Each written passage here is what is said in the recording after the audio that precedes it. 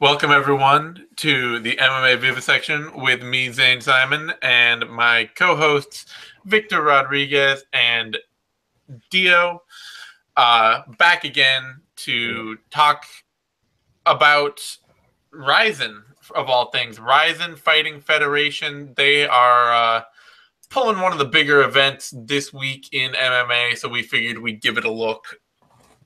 They are leg 2 of the World Grand Prix.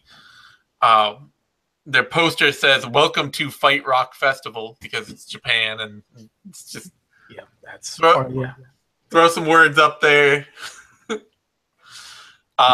a 16 fight card, huge fight card filled with semi-known names, especially if you're a long-time JMMA fan, and then a bunch of random people that you've never heard of, and a couple of big names scattered in there. Yep. So we're going to go bottom to top. We might skip over a few things here and there. It's hard to know what to skip over and what not to with these. It's going to have like 3 intermissions between 16 fights. They like to just throw shit everywhere, so you never really know. Like, you know, there's stuff in the middle of this card that's cool and stuff at the top that I'm just like, I could not give less of a shit about this. But what are your thoughts on this card overall, Vic? Yeah, you know what? There's a lot less of the crazy freak show stuff. There's no Gabby Garcia, probably one of the more notable absences for this card. We're not seeing old people, getting brutalized yet again. None of your Mayor Mike Hager type fights going on here. Like, it's just this is a lot of substance here. There's some pretty good meat on the bone and some good quality action matchups, but there's a little bit of that randomness where it's not just MMA. They got some kickboxing bouts and a pretty big celebrity grappling submission grappling match there, and as well near the top. So, I mean, it's good. I wouldn't recommend anyone not watch it live, but it's going to be a tough ask for someone to stay up all night to watch the whole thing with intermissions. But if you can catch it later on, I'm pretty sure there's going to be some really good stuff to take from this. Basically, you're saying it's kind of a disappointment. That's what I'm hearing. Oh, you know what? Come on.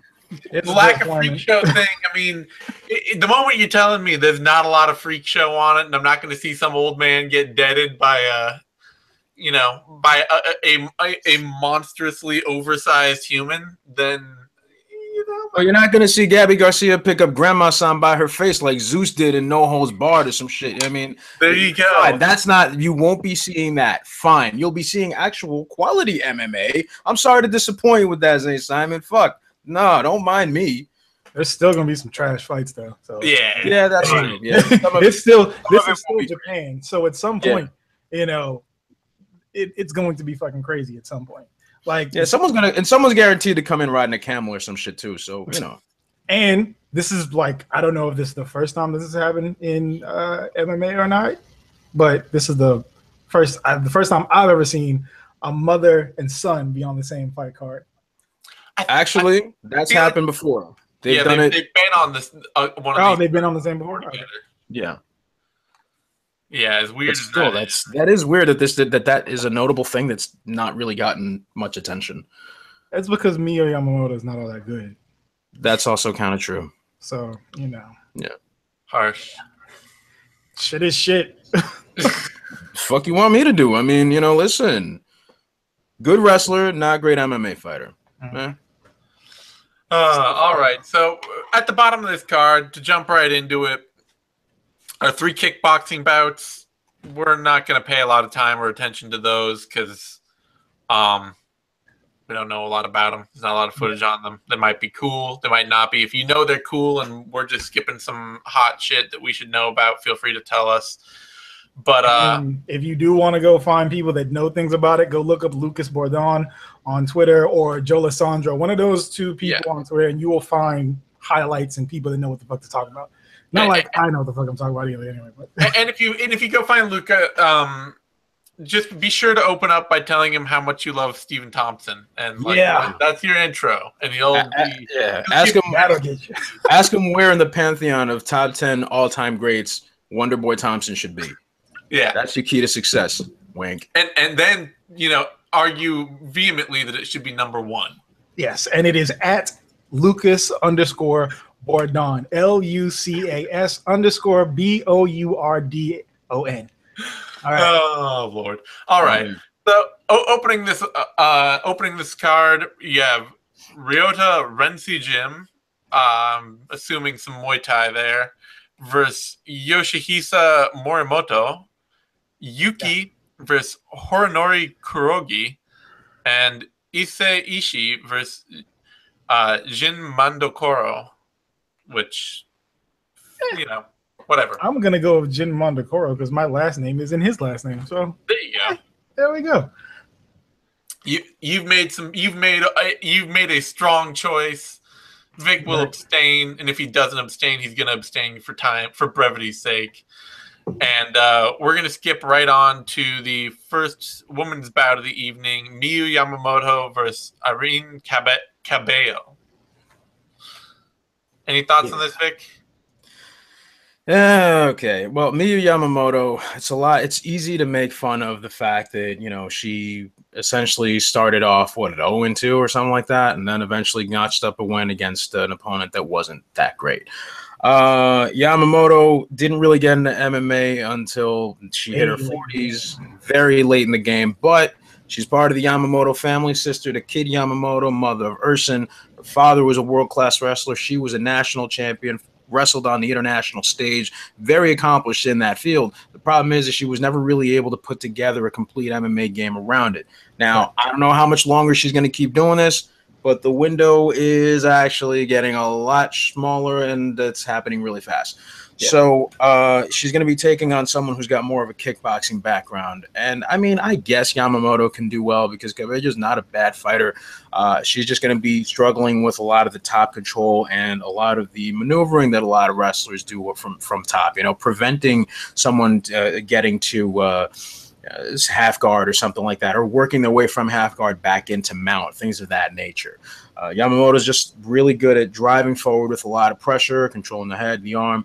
It's. I'm not saying that it won't be a pretty fight if it hits the ground, but it really won't be pretty if it stays standing. So, I'm actually, despite probably my better judgment, Cabello could definitely clip her coming in and do some damage, but I'm going to go with Yamamoto just because of the inevitability due to her wrestling background. Do you care enough to make a pick on this? I'm going with Yamamoto because this seems a lot like, typical RIZIN Dream Pride kind of nationalistic booking that they've got going on. So it's somebody that Mio probably has a bit more of a advantage going up against. Same like last person she fought was Cassie Robb, who, no offense to Cassie Robb, but she's more on the lower end of the MMA skill set. And going up against somebody that is not as skilled on the ground, she's got a far higher chance of winning than she would otherwise. But that being said, yeah, I'm pretty sure they picked somebody that they think she could win against. Makes sense. And unfortunately, I should just throw this out there because I know usually we have odds for these things, but I don't think there are any odds out there for this. I didn't see them on Best Fight odds, so. Odds for that's okay. That's okay. You don't want to bet on these fights, no how. That's the only thing that I can smartly tell you in any of these events is, do not put money on that shit. Yeah, no, like this is like betting on professional wrestling. A little, yeah. Yeah.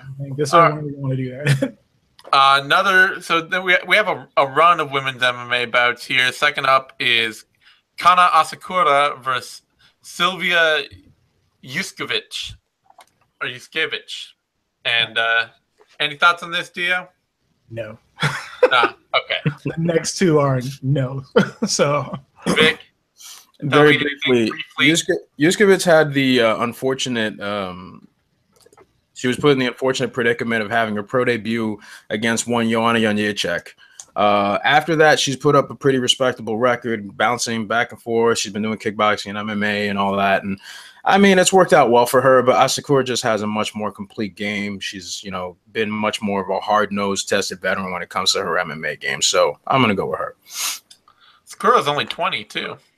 Yeah? Yeah. All right. And moving up, then I believe these are probably all Grand Prix bouts, would be my guess. They should be tournament bouts. Yeah, it's the Atomweight tournament in conjunction with the other one. And then last atomweight tournament bout. Oh no, actually, there's going to be one more at the top. Never mind. Another atomweight tournament bout: Alyssa Garcia versus Maria Oliveira. Vic. This is a dog of a fight. Alyssa Garcia trains with Josh Barnett, and she is really, really good if she can keep the pressure, but she's got a really bad habit of taking her foot off the gas when she's in a good controlling, bout. When she's actually doing well, it's like she sort of stops. She doesn't really hit a real peak in some of her fights.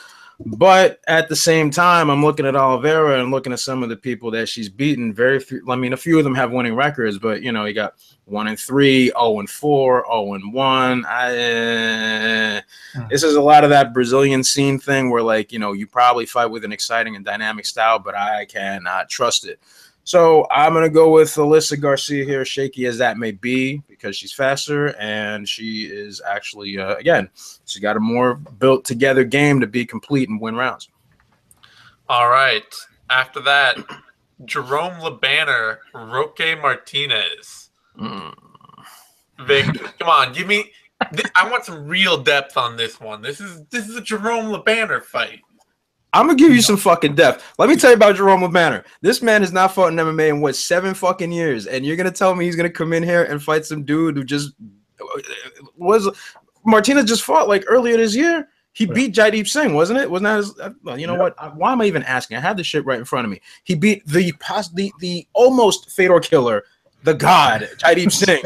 Okay, a Jaideep Heart Singh. You gotta say the full thing. Holla at your boy. He's been, doing some real damage out there, and he's not maybe the fastest guy, but he can crack. I mean, the dude can hit really, really hard. He's technical. He's got a functional all-around game. Whereas LeBanner, I mean, legendary kickboxer, nothing but love and respect for him when he's out there doing his kickboxing thing. But, come on, fam. No, fuck no. I'm going to go with Martinez on this. Mm-hmm. Theo, you picking Jerome? No, I'm not picking Jerome. I'm not picking his steroids. I'm not picking his HGH, allegedly. But he hasn't fought MMA in forever. He's on the Mickey Rourke workout plan right now. Gokhan Saki just made a big splash in the UFC. You're telling me LeBanner is not next? Come on. So who's got more CTE? That's a good point. CTE? That's a really good question. They've both eaten some. They've both eaten some shit, but LeBanner's been getting his head he's been getting dome piece for a while. So yeah, no, I'm not gonna pick him against somebody that is. What's the age difference between these two now? LeBanner's 44. Martinez is not 44. I don't know. He's from Guam, so I'm gonna pick. Let's say he's probably in his late 20s, from what I can see. I'm not picking LeBanner. No, no. I think this might be we might see the ghost of Mark Hunt versus LeBanner and just watch him get his head rattled off again. So yeah, not fighting, having not fought in forever, and then coming up against somebody that has been active and just beat somebody that is a pretty credible fighter. Nah. All right, now we're getting to the 134-pound. I guess would it be bantamweight, or I don't know what weight classes designations they're using over there.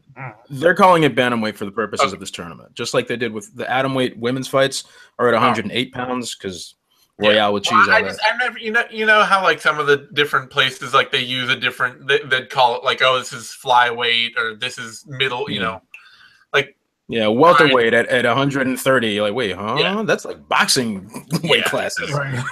But okay, so bantamweight tournament. I'm a little confused here because I don't see 4 bantamweight tournament bouts. So I'm wondering if one of them is just delayed for another card or what. Or I'm trying to remember if they sorted part of it out in the previous event, but so much has happened I can't exactly remember off the top of my head. Yeah. So first up, I'm gonna take a look while you talk about it. Ersan Yamamoto, Manel Kape, Dio, what's your thought on this? This feels a lot like the same thing that his mom got, in that they pick somebody that they think that he can beat. Because with RIZIN, they like to build fighters. And I actually like the fact that they like to build fighters. It's something that we don't see very often in Western MMA, where, you know, you'll get somebody and you'll feed them someone that is going to help them improve slowly, more like what you see in the boxing scene. It's really like it's one of those things where you have somebody that has fought, you know, most of their fights, you know, in Europe. It's kind of like you never really know what you're going to get with a lot of this stuff. So I'm going to pick Yamamoto on this one just because that's who they want to win. And I have a feeling that it's probably going to go that way. Who knows? All right. Vic, your thoughts? Well, okay, Yamamoto, for starters, he made his pro debut against Kron Gracie, and he lost that. He beat Kizamon Saiga, who's mostly known for his kickboxing. Then he lost to Hideo Takoro, who is a world-class wrestler as well. So clearly, Yamamoto, again, much like his mother, fantastic wrestling when it comes to wrestling. When it comes to actual, you know, throwing the entire MMA game in there, not as good. It's just not coming together. So, you know, it's just what's been happening here. He's got 2 wins. You know, the last one he got was in King of the Cage against Jesse Rogue, and you know, it's kind of whatever. But in this case with Manel, it's like, okay, Manel Capa is a guy who's, first off, he's an Angolan fighter who's been fighting through the Portuguese and French scene. Very dynamic with his striking. Very good at just running in and blitzing dudes. You know, switching things up and setting up his punches mostly. As far as his ground game, you know, his top control isn't that great. He's not really good at keeping that. But again, he's at least peppering guys with shots. I don't know how well he's going to do here, but he's got a pretty good shot of winning this. I'm pretty sure that they may be desirous to have Yamamoto win this particular fight, but I'm not going to really I can't trust Yamamoto enough to say that he can. I think that this level of striking is probably not something he's going to be ready for. I'm going to go with Kape on this one. All right. And hopefully, like, this is one of those things where you kind of see, especially in Japan, where somebody will have high marks in another sport, another combat sport. And they're like, oh, okay, well, if they were high level here, we can start them off high level. Yep. And that's never a good idea. Like we saw it with what's the heavyweight that Ishii? Ishii, yeah. Like they brought Ishii in and they fed him to the old wolves. Like just bad. First fight was supposed to come in and take the crown from the previous judoka king and just got mollywopped. Then damn near got killed by Fedor after almost getting killed by other people. And it's like, okay, Japan, I get that this is like traditional, that you have to kill the old kings to move forward, but this isn't how you need to do this shit. Like you need to start building people from the ground up, not after you've seen that they cannot survive at such a high level coming straight out the gate. Like that's just and dumb. for the love of fuck, don't throw him to Crow Cop twice. Right. Please. That's always been my favorite. That's always like one of the best things about watching the old Pride events, though, is where they'd find some like Olympic judoka or like, you know, Olympic taekwondo fighter or something like that, or karate champion, and they're like, okay, first fight, here's Dan Henderson, go. Yeah. And he's just like, what the hell is... But like even in Yamamoto's case, what the hell is he doing fighting Takoro, who had like 33, 34 wins already on his record at that time? Yeah. Right. Even if he was at this point was a diminished version of Takoro. Like I mean, he's getting up there, but he's not shot like that. Like what did you think was gonna fucking happen? That's abuse. So after the bantamweight tournament, I forgot. So last event was headlined by Kyoji Horiguchi, Hideo Tokoro. So that's part of it. And they also had a couple other bantamweight bouts where Takafumi Otsuka beat Anthony Burchak and Khalid Taha beat Kaida Ishibashi. So I'm not sure exactly how that all is going to shake out for the Grand Prix going forward. If somebody got injured for this event in between those and all that. But I would expect Horiguchi, at the very least, is part of the reason that the bantamweight run is a little off kilter here. A quick word here, just now that you mentioned him, before I forget. Anthony Burchak is slated to do commentary for English portion of this event, so that could be cool too. He's a smart dude. secure the bag, as they say these days. Mm-hmm. All right, so that's the let's see. Next bantamweight bout: Jae-Hoon Moon versus Kevin Petchy. And what's your read on this, Vic? I like this. I like this fight. Moon is a guy who's been fighting for Road FC among other places, and Petchy. I mean, Petchy's all right. Petchy is much more of a striker than anything else. Good at surviving off his back, not necessarily that great when it comes to top control, but he stays busy. Whereas Moon is really good at mixing things up with low kicks, body kicks especially, and then he goes for the head kicks. He's really good at working that, do, re, mi thing. And, his record has not been great. He's had some fights where, he's had some brain farts, but I'll tell you what, man, I have a lot more trust in his style and how he does things than I do with Petchy. No disrespect to him. So I'm going to go with Moon. All right, Dio, your thoughts? Also going with Moon. It's like, from what I've seen from both of them, just Moon has a more diverse, especially when it comes to striking. And I have a feeling that Petchy is probably going to stay around on the feet just a little bit too much and catch a hot one. Oh. All right, next bout up on the bantamweight tournament circuit, Shintaro Ishiwatari, Ahmed Musakaev. Dio? I'm not picking against anybody that is from any of the Russian Confederated States. It's at this point now, like, we've seen too many unknowns come out of nowhere and just be world beaters. So just off the strength of name alone, that's who I'm going to go with.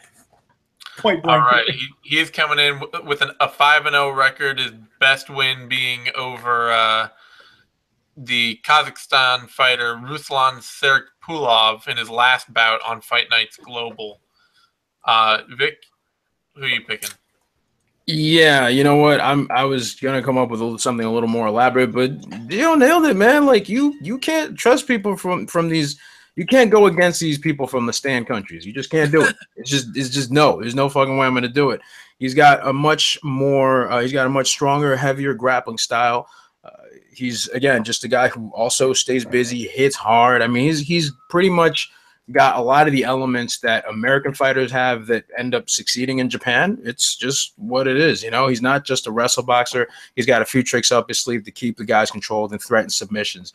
Now, Ishiwatari, he's had a very well-defined ceiling because the guys that he's been losing to, I mean, Chen Sung-jung, Kyoji Horiguchi, Jonathan Brookins, and even though he did avenge the Brookins loss later on, it's like, you get a read as to what level it is that he's going to falter against. And I kind of get the impression that that's what's going to happen here again with Musakaev. So I'm going to go with that. All right. Feel like that would also be kind of a bit of an upset for the tournament, bringing in a fairly inexperienced Russian guy to face a longtime vet of the JMMA scene. But it's a Russian guy. So I know. That's one of those things where it's like, usually I don't like to be like, oh yeah, certain people from a certain part of the world are just straight up killers. But the track record has been... Well, no, listen. I mean, and Zane, you've talked about this before. It's like there is a baseline of talent, and there's a certain, again, it's the infrastructure. It's what I say every time. Yeah. It's just better suited for MMA over there. Well, you don't have any other parts of the world that are like putting kids in a school that is like teaches them how to fight along with their education. Right. You don't send. There's no other country where you're sending kids to combat boarding school. Right. No. Yeah. Like, you literally have kids that are being brought up to be killers. Like, and not like fighters, but like, I legit mean killers in some of these countries. So. But I mean, at the very, like, they have, national sambo schools, national kick, they have national combat sports schools where you go, you just wrestle and you. I mean, you can be a fucking master of combat. Like, you can graduate with a degree of master of combat. So, I wonder what you can do at that degree. Fight. You fight. I mean, that's it. You become a fighter. And then if you're a good fighter, you get a government job out of it. Yeah. A government job. Yeah. Yeah. And this, we're not joking though. That's the thing. No, We're not joking. No joke. No, I don't make fun of these people ever, and they should never know where I live or where I eat. Yeah. All right, 139-pound bout. I don't know. This looks like a bantamweight, featherweight, catchweight bout next. So, but Tatsuya Kawajiri Crusher coming back, facing relatively unknown Brazilian Gabriel Oliveira. And Vic, what are your thoughts on this? The metric system is for hoes. I want to put that on record right here, right now. I ain't scared of nobody. I'll say it. What? Okay, yeah, 139. I don't know. Well, it's only 5 pounds more than the 134, so it can't be a whole division. It's got to be. Yeah, but like, why? Why don't just make it a 145? No, who gives a fuck? Okay, Oliveira's a bantamweight and Kawajiri's a featherweight. That seems reasonable. All right. Well, Oliveira has a few things that I don't like about his style. He's one of those dudes that likes to stand super upright as he's throwing leg kicks. Kawajiri wrestling, I don't really like that whole thing. He's good at throwing some good hard shots down the middle. You know, his boxing is okay, it's serviceable, but he's got a kind of a low simmering pace that he builds up to, and it doesn't really ever hit like a full stride, so to say. You know what I mean? He's really good at speeding things up if he's able to control the bout, from what I've been able to catch from him. And I don't know, man. I think Kawajiri is just going to keep him busy. He's going to be able to have much more movement side to side, especially cut around, grab a leg, and then, you know, turn the corner and eventually make the fight what he wants it to be. And we all know what that is. We've been watching Kawajiri, been out here probably since Michael Jackson was still black. So it is what it is. Kawajiri all day. Yeah. Same. Like, there's really there's nothing really to add to that. Like, this is, especially when you go, because this is the thing that we bring up, whether it be on RIZIN or Invicta or wherever it is, when you have somebody coming from the independent scene of like Brazil or Eastern Europe, it's all, when you go and look at the records, you can see that they have just been feasting off of just not even, I can't even call them cans. They're just people that they just find to fight. You know, like one of Oliveira's opponents is 1-4. So it's like, you know, he did get steps up, but even the people that he fought, when you go and investigate their records, they're beating people that are 1-1, 0-2, all those kinds of things. And like, he beat John Jones. I mean, it's Tomas John Jones, but right. It's like, oh, what did they get? Pink-haired John Jones from Twitter that everybody tweeted at? Yeah, he beat Lyoto. No, it's the tough Brazil Lyoto who fights nothing like the one okay. Right. And like the fact that, like Vic said, he stands very upright. That's bad. And like you said, we've been watching Kawajiri since, let's see, Kawajiri's first fight 2000. Jesus. So almost 20 years. NSYNC was still a thing. Fuck. Oh. Right? I was still in high school. Like, ow. So this is, you know, like, but we know exactly what's going to happen when he fights somebody of this style, unless he gets clipped. And like, unless you have like dynamite in your fist, you're not going to put Kawajiri out. So this is going to be one of those slow, arduous battle, or not even battles, because it's going to be pretty one-sided once it gets to the ground. And Kawajiri is just going to sit there and just maul him with average power, you know, ground and pound for how many rounds is this one? 3 rounds. 3 rounds. So yeah, he just needs to hit the guy enough to open up for a submission. I mean, he doesn't have to knock him out on the ground. That's what it is. All right. So following this, we've got a 165-pound woman's bout, a woman's heavyweight bout, I guess you could call it, open weight maybe. Yeah. And it's Reina Mura versus Crystal Stokes. King Reina Mura. Crystal Stokes. Yeah, nothing but respect for my president. You call him right. You say that right. Like, so they had to, like, when you're finding women's heavyweight bouts, there's only so many people that you can find. And there's only so many people that you can find that are actual credible threats to people. You know, Reina Mura's last fight was against It was Young Ji Kim. Young Ji Kim on Deep, right? And then before that she fought a pro wrestler, Lady Tapa. right? Lady Tapa. and then somebody else in Deep Jewels, and then she fought Jazzy Gabbard, who was just in WWE's Mae Young Classic. So like they're bringing, you know, Crystal Stokes in 0, 0, and 0. You know, they probably just called around to as many gyms as possible, and we're like, hey, you have anybody that can make this weight? You do? Sweet. And that was it. And she's probably going to get a sub here. Like, Miura is actually a pretty talented grappler, and she's an interesting grappler. And on top of that, too, like, she will look like she's falling asleep while she's in mount. It is quite the interesting thing to watch. But yeah, I'm going with Miura on this one. I am a bit interested in this just for Stokes, because she does look like a big legit athlete, right? Like, but she's 38 years old. I know she's 38. I know she's 38. That's the thing. Like, but she's also a Cyborg training partner, so that'll be interesting to see. All right, Vic, what are your thoughts? Okay, Miura, if you haven't really been watching any of her fights, I really think you need to correct that, because she's 5'3" and she's been on this giant killing tour fighting women that are almost a full foot taller than her and outweigh her by at least 100 pounds. And they look foolish at times too. And that is not any exaggeration by any means. Like, she is out there, like the Jazzy Gabbard fight. Yeah. I mean, Gabbard was never really a world beater, but the way Miura was taking her down and brutalizing her on the ground until she got the submission. Yeah, I mean, it was actually kind of beautiful, to be real. Yeah. But you realize that you have something going on here. This is not your average small person fighter. She is going out there and just fighting the biggest women possible. I think that's what happened. I say, okay, we went through Jazzy, who was the most visible name because of her international wrestling thing. You know, Lady Tapa. Okay, fine. Now what? Crystal Stokes. I just checked now. 6 foot tall. Ah, beautiful. And now you get to continue this legend of this giant killing woman who, you know, is just going out there dressing like royalty. I don't. It's all leading. This is Japanese pro wrestling at its best, because it's leading to one fight.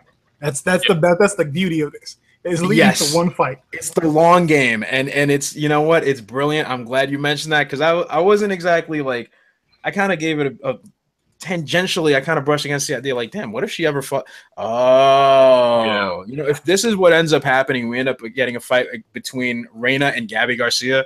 Oh yeah, God, and that there's oh god, God, would be legit too. That's the crazy part about it is, even though she's 5'3", like, she is just like disturbingly strong for the way that she just manhandles these other women when she gets on the ground. It's just like, this is some anime shit. So yeah, I'm in on this one for the long run. Yeah. Now, Zane, don't make that face at me. You wanted circus sideshows, motherfucker. Here it is. I do. No, this is not. You know, don't misunderstand. I do. It's a weird idea to like long play a Gabby Garcia fight, you know. This is Japan, dude. This is Japan. I mean, listen, it's not like Gabby's doing anything else right now. She sat this one out. She'll probably be on the no contests. Well, yeah, well, that too. But she'll look at it this way: Miura comes out of this relatively unscathed, which she might. You still got the December card, New Year's Eve, right around the corner. So, I mean, it can happen. So there you go. You know how they love going big for those New Year's Eve cards and putting on the biggest spectacle possible. That could very well be what they're aiming for. And they'll probably 9 inches taller than King Rand or than Miura, and you know, looks like a bodybuilder. So should be a doesn't matter. No, we're still Miura's still going to end up with the crown being placed on her head at the end of it, and they are probably going to bring out an obscenely large Chupa Chups lollipop for her, as they have the past year. Yeah. So, you know, this has all the hallmarks of classic Japanese freak show. So okay, I don't want to spoil this next fight then coming up here, but y'all excited to see Wiki get absolutely the fuck deaded by Andy Sauer? I'm always picking Wiki. I don't give a fuck what fight it is. I am always going to pick Wiki because, like, you know, it's not going to be a boring fight because Wiki is going to go out there, even when he comes in with a game plan. he's gonna get hit once or twice, and that game plan's gonna go out the fucking window. He's just going to have his arms, no blocking. He is just going to sit there and Tekken 3, we are going to wail on each other for however many fucking rounds this is, and it's gonna be fucking beautiful. It's a 10-minute first round, too. Yes. With 2 5-minute rounds, it's going to be violence on a level that most people haven't seen in a long time. Oh. It's going to be fucking amazing. Andy Sauer is probably going to win, but I don't give a fuck what kind of fight it is. I will always pick Wiki. All the way. Vic, you looking forward to this one? I definitely am. Oh my god. I'm probably between the Miura fight and this is the card right here. This is really where the most meat and potatoes, this is where it was allocated in this shit right here. I mean, Sauer, exceptional kickboxer. He's been out there for, as long as he has. 2-2 in MMA, but do not ever underestimate him. But Wiki, though, holy shit. He does that funky sort of sidestep to the right hook that he throws. It's kind of that really unorthodox long shit that he does. Oh my god. I mean, look, Sauer probably is going to watch 20 minutes of his shit and scout him and kind of figure out what he's going to do when it comes to striking. But on the ground, I mean, you got to add that element too. What's going to happen when they clinch? What's going to happen when he starts getting thrown around? Like, Wiki's reckless, and he actually might not even go for any grappling. He might just stand and trade with him because, you know what? Why the hell not? Let's give him a show. I ain't mad at this shit at all. I'm kind of sad that he didn't make it in the road to the UFC thing. I think they probably should have signed his ass outright. Yeah. But, what do I know? I'm just a dude in his dining room talking to you motherfuckers. So it is what it is. I'm happy for this, and just because of the unpredictability and violence, I'm actually going to pick Wiki too. Yeah, like Wiki, and the other thing too is not even so much that he's reckless, but he has power too. That's the other thing. Like, not like crazy power, but he's got enough power that if you sit there and try to weather that storm out and you get hit with some shit, that's the beginning of the end. So, we've seen people pick him apart before. It's very doable because the motherfucker just throws shit. But if you get hit by one of those errant punches, it's going to be bad from then on. So, yeah. All right. After that, it's like 18 years ago, 17 years ago. This would have been so relevant. This was the fight. The fight. You talk like 2000 to 2005, right in there. This was one of those like, man, we got to fucking make this fight. Right. And now we're getting an old man grappling match. Kazushi Sakuraba, Frank Shamrock. So is there any way that either of you guys are picking Sakuraba out of this? No. Yeah. No. Like Sakuraba, basically. The man is held together with duct tape, Vic. I know you're making this. That's the thing. Like, who is the more skilled grappler? Sakuraba. Yeah. No question. But like you said, he is being held together by duct tape and random shit that they found in alleyways in Japan. And all he does is consume alcohol, water, and smoke cigarettes. Like, his ear fucking fell off during a match. Like, he is falling apart. It should be noted, in fact, that actually 10 years ago, Sakuraba was being held together by duct tape. And at this point, it's the same duct tape they put on him 10 years ago. So it's like the really worn out, and some of it's like ripping apart, and it's all sun worn. Yeah, it's just random assorted, discarded Japanese sex toys, essentially. Like and the spirit of Billy Robinson. Yes, like he still competes in Japanese pro wrestling and like shoot wrestling matches, and he still posts to like his YouTube page all the time. Like, the thing that's scary about it is how much he's slowed down. Yeah, like the lack of athleticism, and he was never particularly the fastest person. He was just crafty as fuck. But now it's like, okay, he's doing old man jiu-jitsu for real now. And Frank Shamrock probably hasn't competed in forever in any way, shape, or form. No. But I'm gonna pick Frank Shamrock and his new teeth.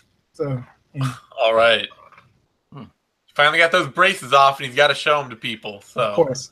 Hey, as long as he had them fuckers, I'd be showing them off too. He's got a good looking smile now. Good for him. Damn right. Shit. He got them rich people braces. Shit.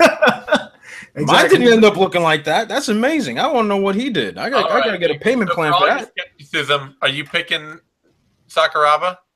Yes, motherfucker. Yes, I'm picking Sakuraba. Yo, listen, you got the Billy Robinson lineage. You cannot fuck with this. You cannot. You cannot. No, Snake Pit all day. Get the fuck out of here, gang. Listen, I applaud Shamrock for his willingness to step in. Originally, this was supposed to be Dan Henderson. A lot of people are like, well, which would have been horrifyingly bad. Yeah, I mean, you would not pick Sakuraba over Hendo, right? You wouldn't have done that, would you? No. Well, yeah, you know what? I kind of would, actually. I kind of would, because for all his Greco accolades and all that, I'm going to say the same thing I'd say if this were Henderson. He's just way too tricky and crafty. You're not striking. You don't need to worry about closing the distance or worrying too much about shots. Look, these guys are going to grapple, all right? They can start off slow. And if they end up, no matter how slow or fast it gets, Sakuraba's got far more tricks up her sleeve. And not only that, but Frank hasn't competed in any competitive grappling since, I think it was 97 or 99 against who? Dan Henderson. This is it's just there. I mean, Sakuraba's so good at all this shit. He's going to catch him with either something with a wrist or one of those patented Kimuras of his. He's got so many arrows in his quiver for this that, I mean, as much as I love and respect Frank. But how fast can he actually pull one of these arrows? Doesn't need to be fast to do it, though. That's the point. Man, listen, it's like if you're done looking at him grapple. You grapple at somebody who's super slow but very, very technical, which Sakuraba is. Oh yeah, no, I get that. You have a lot more that you can weigh on for this. That body is damaged. Like he doesn't. Okay, but he doesn't have to bust out rubber guard or like do some shit like that. I mean, not at all. It's just the flexibility is gone because like that motherfucker. Like when we say that this motherfucker is being held together by some arcane reanimation spell, we're not joking, people. No, this is true. This is true. I've seen Voodoo live. I know how it works. That's just some real shit. Yeah, Sakuraba's like, and I kid, like he is. That's the thing. If I didn't watch him, if I hadn't seen him in like stuff recently, especially pro wrestling, I know it's pro wrestling, but still, you have to have some level of athleticism to do the stuff and it's very obvious. Like, all right, he can't move the same way that he used to doing things. So I just off that, I just can't pick him. I just can't pick him. Man, listen, is he the more skilled? Is he the more skilled? No doubt about it. Is he craftier? No doubt about it. But I just do not trust that his body can still stand up to any form of anything. So, he might win. I'm not saying that he couldn't win. I just don't trust it. Look, Frank is probably going to be a lot better at getting controlling positions or more what would be perceived as more dominant positions. But if you saw that match between Sakuraba and Renzo Gracie at Metamoris not that long ago, comparatively, relatively, I mean, come on, man. He went in there against Renzo when they went to a draw. Renzo's washed too. Renzo's washed too, but then again, what's Frank Shamrock? I mean, come on, he's not a spring chicken either. He's got phenomenal shape for his age. But come on, man, what the fuck? No. Well, hey, look, nobody's gonna be more excited than me if Sakuraba wins. Oh, me too. Me and him share a birthday. Shit, fuck, damn. Yeah, I hope you're right, Vic. Your enthusiasm does you credit. And I hope it ends quick because I just don't want. It's like he's like that one drunk uncle that everybody has in the family that you're like, yo, he's awesome, problematic but awesome. And yeah, I don't want to see him get it. I don't want to see something break on him. Is all that it is. All right, so. In our co-main event, then, and it's not really even it's hard to even call this like a co-main event because that's not really how RIZIN and all these Pride run. This will be after what, like the 6th intermission of the night? Yeah. Probably, yeah. It will be what should be a hell of a fun fight. This is the kind of thing that I love RIZIN for, and I really wish that the UFC could get some more of this magic going. Mm-hmm. Which is amateur boxing champion Yamato Fujita versus world-class kickboxer, high-level world-class kickboxer Tenshin Nasukawa. And, man, this is going to be a fight. My God. Oh, God, this is going to be so fucking good. Oh, Jesus. God, you know what? If you haven't seen Nasukawa fight, I mean, you really need to fix that. You really need to do something. Highlight videos are out there for him. So dynamic, so explosive. I didn't even check to see if it was my turn to speak first. I don't care. I just have to say it. This motherfucker is beautiful to watch. And Fujita, I mean, you know, smooth as a boxer, but it's really more about the unpredictability, you know? Yeah. Like, I don't know, a boxer versus a kickboxer? Okay, well, I guess it depends on who's repping each side. Oh, shit. Okay, yeah, I guess, you know, like, this is what we're really seeing here. This is a matter, again, it's a little bit of sideshow, but there's a good amount of substance here. And not only that, but the fact that this is going to be an MMA fight as well with 3 5-minute rounds. So I'm going to go with Nasukawa because of the fact, again, more weapons, much more experience. You know, Fujita says he's been training extensively for MMA. Congratulations. The other guy's already done it a few times. So I definitely got to go with that and the youth and everything else. So are there any weird rules in this? And it's into where there's like, okay, if the boxer it looks like it's just 3 5s on here. I'm reading an article somebody Asia MMA, MMAinasia.com wrote up on it, and just briefly, and it is it looks like it's just gonna be a pure MMA bout. If it's pure MMA bout, then I'm gonna go with Nashikawa. So you have 3 or 4 people in Japanese kickboxing right now, the 3 fight gods. He is one of them. Yeah. Like, and if you've never seen him fight before, stop watching us. Yeah. Go watch him right now. Do that. It is beautiful to watch. Like, between him and Takeru, it's just violence, just beautiful, beautiful violence.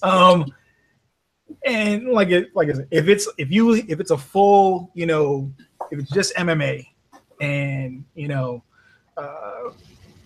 Fujita hasn't really trained, because there's, oh yeah, I've been training MMA, and there's actually training MMA, and if you haven't dealt with getting kicked before, it's a different level of getting hit than when you punch somebody. It's you just cannot produce that kind of power. Either way, this is going to be awesome. So yeah, like, this is going to be very, very, very, very awesome. Yeah, no, I mean, this is the kind of things that I love about, you know, RIZIN being able to do, and that MMA used to do a lot of, right, and that they just have not, like, that it's just kind of totally went out of the sport when the UFC bought Pride. And it was that idea of, like, go out and, you know, it's not the we're going to go find a world-class Taekwondo artist and, you know, put him against Shogun to see what he can do, because we know what's going to happen there. But it's like, we're going to find a world-class Taekwondo artist and a world-class karateka, and we're going to stick them in a fight and see what happens. And, like, I love that shit. Like, that shit is so much fun still. Oh yeah, like, style versus style. Like, that's the main reason that we fucking love blood sport to this goddamn day. Like, yeah. So you take a world-class kickboxer, you put him in against a high-ranked amateur boxer, yeah, and you say, fucking go after it. See what happens. And this shit ain't going, like, this ain't getting to the end. No. Fujita, you know, he's saying, apparently he said when the bout was announced that he's hoping to have it just be a slugfest on the feet, and, you know, make it a show. And oh yeah, somebody's getting starched. Yeah, it's going to be a fun time. Amazing. Yeah, and the winner's probably going to get Ersan Yamamoto. Probably. It's the worst fucking thing now. And doesn't matter who the fuck it is, they are going to. Oh my god. I just had a moment where, like, this just flashed into my head, like that episode of the Cleveland show is just the gong, like, oh no, I had the vision, and now I feel a little hurt inside. Like, that's fucked. All right, finally, last bout on the card: Reina Kubota, Andy Nguyen, and Dio. What's your thoughts on this? They brought somebody in that Reina could beat. Shit is shit. You know, Nguyen is talented, but, you know, she is a journeywoman, for the most part when it comes to who she's fought.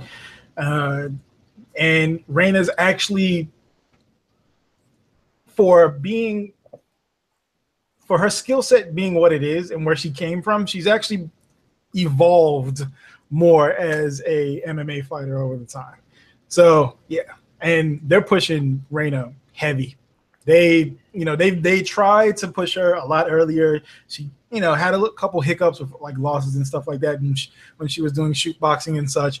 But yeah, that is their next star, and expect to get some very favorable fights for her for the next however many fucking cards they have.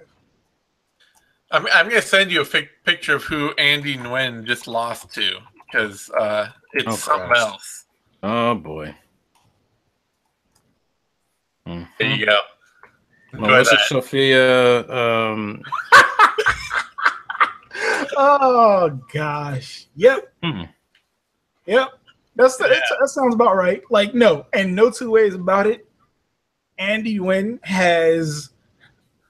you have certain fighters in women's MMA and kickboxing and combat sports, period, that very much rely on their aesthetic more so than anything else.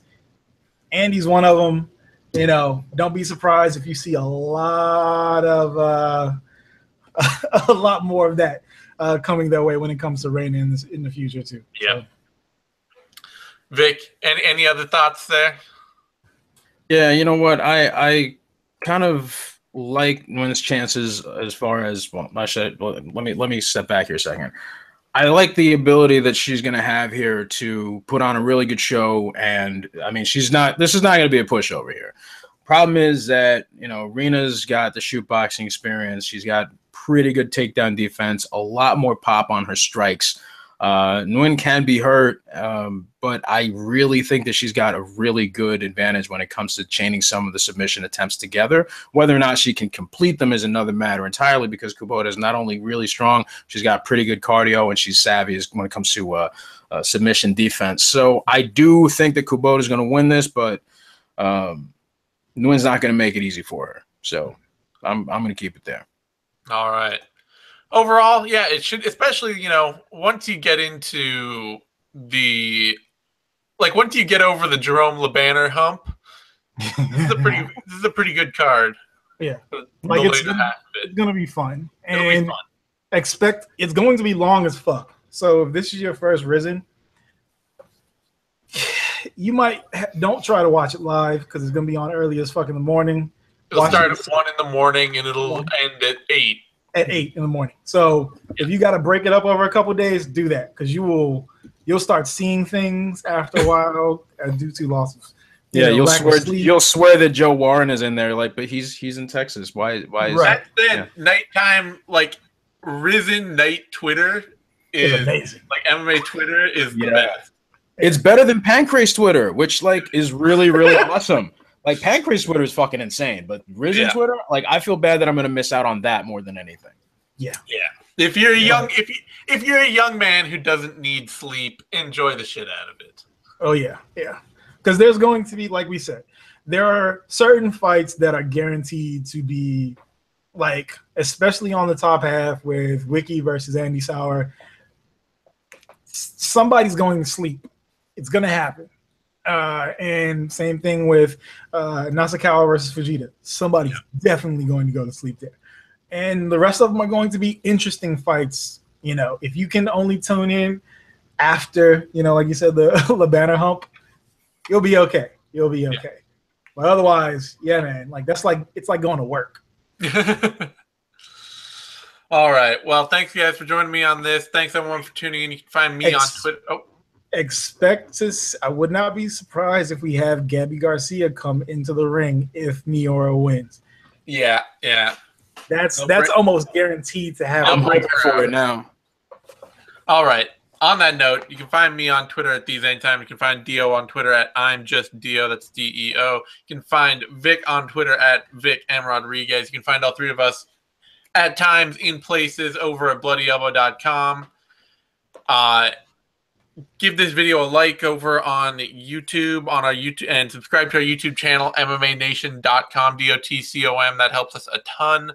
And we will be back next week with UFC Gdansk coverage or Danzig coverage, UFC Danzig coverage. You know, Cerrone, Till, all that. We'll have Care Don't Care If I Did It, Heavy Hands, Knuckle Up, Vivisection, everything. Yeah, and don't forget, hit up our boy Lucas Bourdon. Yeah, don't forget to do that. Do that. Ask him. He's probably waking up right now. Get him now. Yeah, ask him about Tenshin Nasukawa. Ask him about the other kickboxing bouts on the card, and tell him that Wonder Boy is the kickboxing god, the GOAT. That's right. So, thanks everyone for tuning in, and we will see you next time.